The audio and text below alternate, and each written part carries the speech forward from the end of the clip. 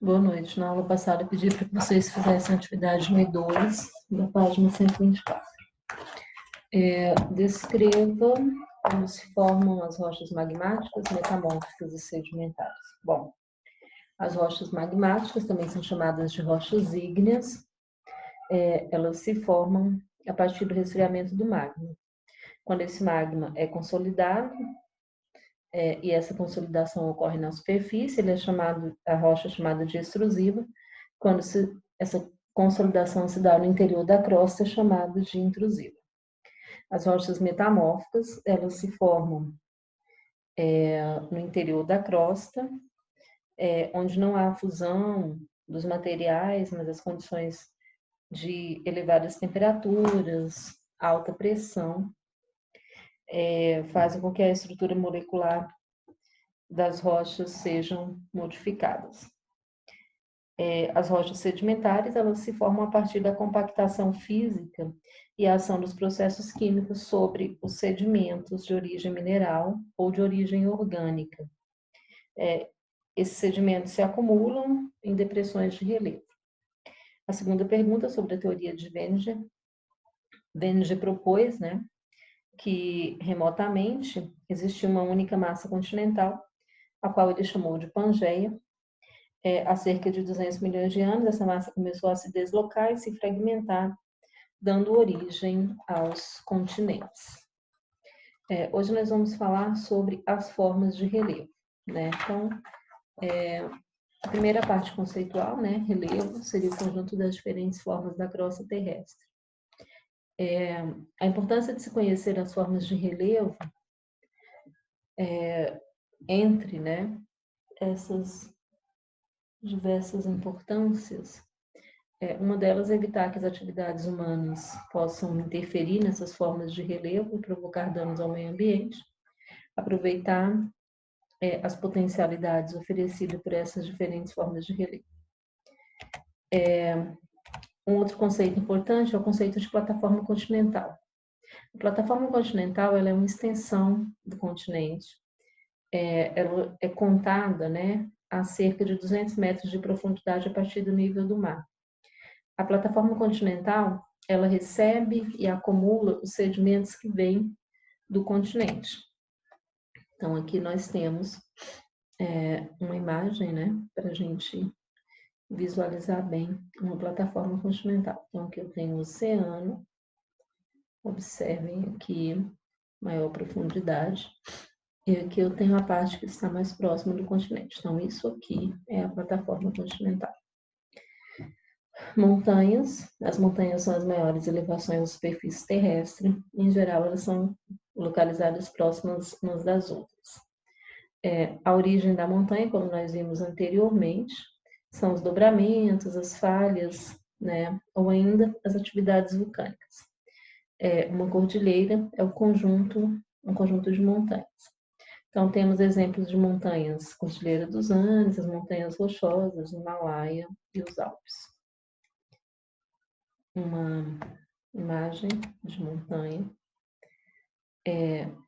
Isso aqui nós vimos na aula passada, são os movimentos das placas tectônicas que podem vir a formar aí as montanhas. Aqui também, formação de uma montanha por meio da ação vulcânica.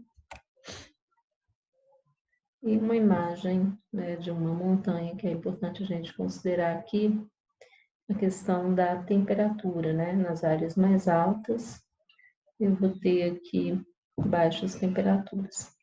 Então, essas baixas temperaturas caracterizam um tipo climático, a gente vai ver quando estivermos estudando sobre clima, que é o clima frio de montanha. Uma cordilheira, temos aqui várias montanhas. Planaltos. Os planaltos são superfícies irregulares, com altitude acima de 300 metros, em geral ondulados, são resultado aí do trabalho de erosão sobre rochas magmáticas ou rochas sedimentares. Na formação dos planaltos, o processo de erosão ele é superior ao processo de deposição. Então, os planaltos eles podem ser de dois tipos, chapadas, que são escarpas, tem um topo plano, né, que formam uma chapada, é um topo plano. E os morros, que são formas arredondadas, né, pontiagudas, porém, um pontiagudo arredondado. Esses são os morros. Ó, por exemplo, aqui nós temos uma escarpa, né? Observamos que o topo é relativamente plano. Aqui nós temos morros, né? Ou serras, que é na prática da mesma. As serras são superfícies alongadas, com topos irregulares, isolados. São um conjunto de montanhas, né? Antigas que foram desgastadas. É importante considerar que as serras podem ter sido montanhas, não necessariamente serras são montanhas. Aqui, Dedo de Deus, importante polo turístico.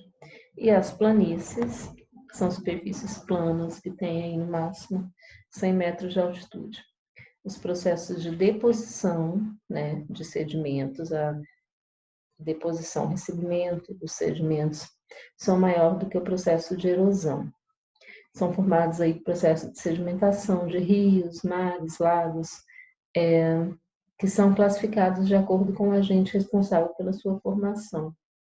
O que isso quer dizer? A planície pode ser costeira ou marinha quando o agente responsável pela sua formação foi o mar.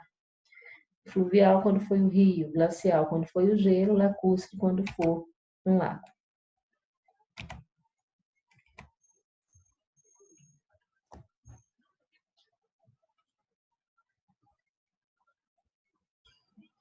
Bom, as depressões são áreas mais ou menos planas e baixas, então elas têm mais ou menos esse formato. Elas são mais baixas em relação ao relevo à sua volta. Elas são modificadas por conta de processo de desgaste bastante prolongado e dos afundamentos provocados por falhas. Tem uma altitude que varia de 100 a 500 metros, podem ser relativas, quando situam-se acima do nível do mar, ou podem ser absolutas, quando se situam abaixo do nível do mar. Aqui nós temos as feições de relevo que dá para a gente observar as diferenças, né? Planície, planalto, montanha, uma depressão absoluta, uma depressão relativa. E dá para observar aqui o nível do mar.